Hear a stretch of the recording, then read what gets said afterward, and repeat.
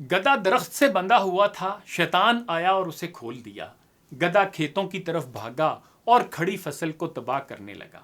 जब किसान की बीवी ने यह देखा तो उसने गुस्से में गधे को मार डाला। गधे की लाश देखकर गधे का मालिक बहुत गुस्से में आ गया और किसान की बीवी को गोली मार दी।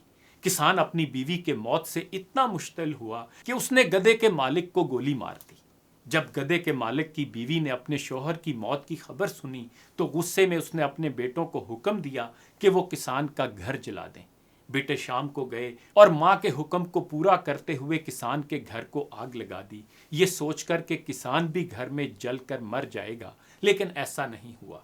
किसान वापस आया और गधे के मालिक के तीनों बेटों और बीवी को कत्ल कर दिया। उसके बाद जब गुस्सा ठंडा हुआ तो गलतियों का एहसास हुआ। तब किसान शैतान को कोसने लगा। शैतान ने नाराज होते हुए कहा कि मैंने तो कुछ भी नहीं किया, सिर्फ गधे की रस्सी खोली थी। लेकिन सब ने रद्द अमल जाहिर किया। रद्द अमल के जवाब में और ज्यादा और शदीद रद्द अमल जाहिर किया और अपने अंदर की खबासत को बाहर आने दिया।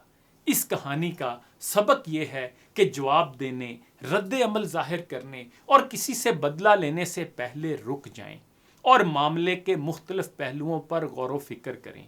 कोई इंतहाई कदम उठाना चाहें तो उसका भी अंजाम सोच लें।